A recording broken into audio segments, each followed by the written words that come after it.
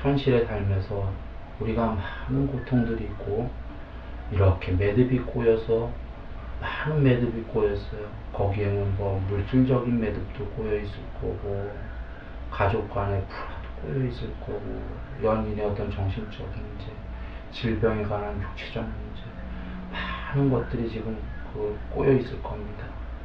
그랬을 때에 지금 외부에서 이 법문을 듣는 사람들은 저와 똑같이 이런 생각을 할 거예요. 그거 참회랑 상관없는 거다.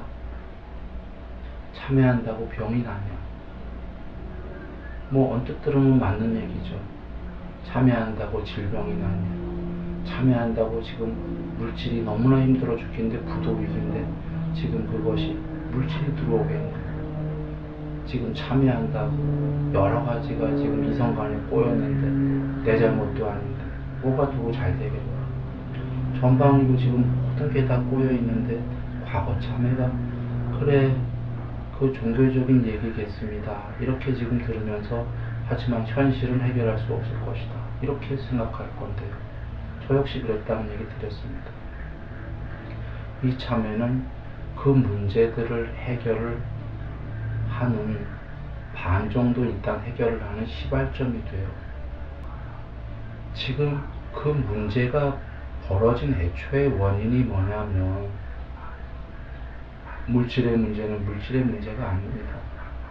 병의 문제도 병의 문제가 아니고 불화의 문제도 불화의 문제가 아니고 그 모든 문제의 애초의 선상에 어떤 문제가 있었냐면 나를 위주로만 살려는 것에 문제가 있는 거예요.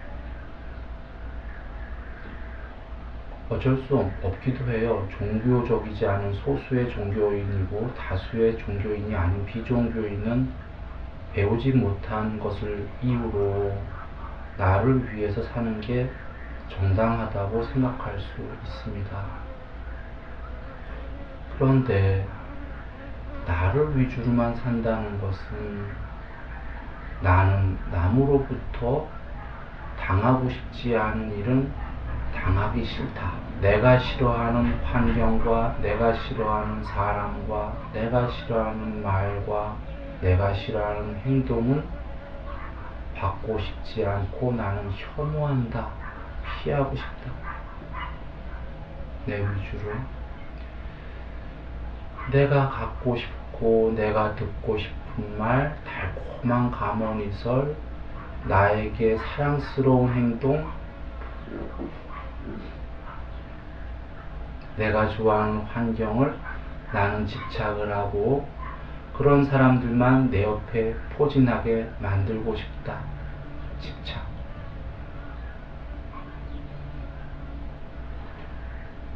그리고 이 첫 번째 이런 집착을 혐오와 집착에 대해서만 나 위주로 하겠다라는 것에부터 삶은 얽히기 시작합니다.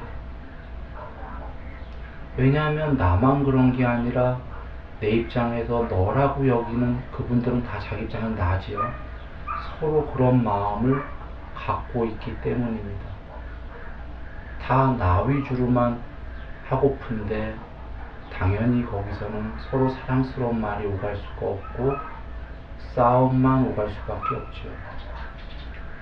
그런데도 만약에 상대가 아까 내 말을 들어주고 자기 말은 접고 나를 위한 행동을 하고 할 때에는 뭔가 거기에 다른 것이 낀 거예요. 조건관계가, 이해관계가, 돈이 꼈던, 명예가 있어서 상대가 그러건 그런 조건의 이해관계가 없다면 다 나 위주인데 왜 상대를 위해서 좋은 말 해주고 이러겠어요. 종교적이 아니라면. 그 조건이 없어지면 당연히 빠이빠이죠. 근데 어리석은 사람은 그때 가서 무참하다고 하는 거예요. 사실은 일찍 알았어야 되는데. 그러니 나를 위해서 묶어놓은 사람들은 어떤 조건 때문에 묶여있는 것이 결코 나를 위하는 것이 아니다.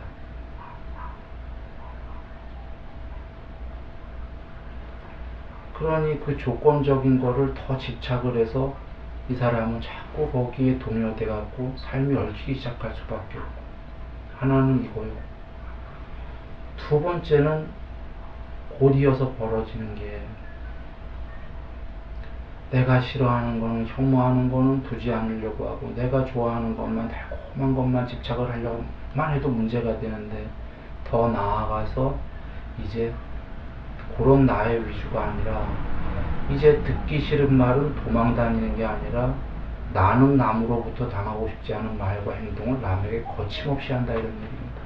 앞의 경우보다 더 나빠진 경우죠. 그런데 잘 이해해 보세요. 아까 처음에 나의 위주로 해서 나의 위주로 사람들을 포진하고 좋아하는 것만 갖다 놓고 싫어하는 건 도망다니고 하는 사람이 곧 머지않아 그러지 않겠어요? 내가 왜 도망다니지? 싫어하는 것? 차라리 내가 거칠게 말해버리고 거칠게 행동해서 싹 바꿔버리죠. 세상 전체는 안 될지 몰라도 내 주인은 그렇게 만들어버리지 하지 않겠어요? 남들이 내 말을 다 듣게끔. 이 말은 뭐냐면 내 식으로 부려먹고, 나는 당하고프지 않은 말과 언행과 행동을 남에게 막행막식을 하면서 내 마음대로 하고프다. 여기까지가 벌어지게 되면은 이제 얼마나 꼬이겠어요. 뭐 즐거운 것도 있을 거예요. 그렇게 막 하니까 자기 멋대로 뭐가 되는 것 같은 즐거움도 있을 거고, 어떤 물질적 즐거움도 있을 수 있고. 그러나 그 내면에는 늘 어떤 불행이 있을 거예요. 행복은 없을 거다. 표피적인 즐거움은 있지만. 그리고 자기의 요 바운더리 있는 사람들만 말을 듣고, 그나마도 그 사람들의 그 겉으로만 그렇지 속으로의 그 어떤 그 불화들, 그걸 모르겠어요. 그리고 이 사람들은 말 잘 들었는데 요 바깥에 여기만 조금만 벗어나도 자기 말 안 듣는단 말이에요. 그럼 이 사람 더 화가 날 거 아니에요. 그리고 누구를 믿겠어요, 이 사람은. 이런 사람들이 나는 당하고 싶지 않은 거를 남에게 하는 사람들은 누구를 믿지 않을 거예요. 그러면 점점 더 안으로 이렇게 자기를 올가매 들어가는 거 아니에요? 외로워지는 거예요. 이 문제가 지금 집안에서부터 벌어져요. 일단 집안이 제일 중요한데, 집안에서도 나 위주로 한단 말이죠. 가족 안에서 나 위주로 하게 되면, 가족은 그래도 끝없이 돌봐주고 사랑하는 그런 분들이셨는데도 나이 들어서 끝없이 나 위주로 하게 되면 자식도 눈에 가시가 되는 거예요. 나 위주의 자식은 그 자식의 눈에 보기에 부모가 왜 나 위주로 안 해주냐, 가시고. 형제 간에 사랑했던 형제가 서로 간에 나 위주다 보면 눈에 가시가 서로 간에 되는 거. 가족의 불화의 씨앗은 나를 위해서 나가 당하기 싫은 걸 당신이 대신 짐을 지세요. 가족의 화목과 사랑이 중요한데, 마찬가지로 가족을 화목하세요, 사랑하세요 하면은 많은 사람들은 그걸 몰라서 그러냐, 내가 하고픈데 안 해서 안 된다. 압니다. 그래서 그런 분들은 좀 전에 우리가 돌아와서 나의 위주로 많은 세월을 살아왔기 때문이다라는 거예요, 제 얘기는. 그러면 이제 이해됐을 거예요. 아, 내 위주로 살았구나. 그래, 알았다. 그럼 어떡하란 말이냐. 그것이 바로 방법론으로 어제부터 과거의 참회예요. 가족의 사랑인데, 그것은 어디서부터? 참회로부터. 그렇지 않고는 가족의 행복은 행복합시다, 사랑합시다, 이런 추상적인 언어로는 힘들 것이다. 참회를 하게 되면 다 될 것이다. 참회는 누구부터? 나부터. 그리고 내가 혼자 해도 집안은 다 밝아져요. 실제로 그런 예가 많았었어요. 여기 참회했는데 미국에서 아들이 전화 온 경우도 있고, 여러 경우들. 서로 다른 데서 또 지방 전화 온 적도 있고. 아니, 참회는 내가 했는데 상대가 벌써 알고, 친구끼리, 불화가 있었던 친구끼리 내가 참여하고 마음속으로만 해도 친구가 전화 와갖고 같이 울면서, 그러니 하물며 내가 참여하면 가족이야. 그래갖고 내가 하게 되면 가족도 다 잘 되기 시작하는데, 그래도 더욱더 빨리 잘 되려면 가족이 같이 다 하는 것이 옳습니다.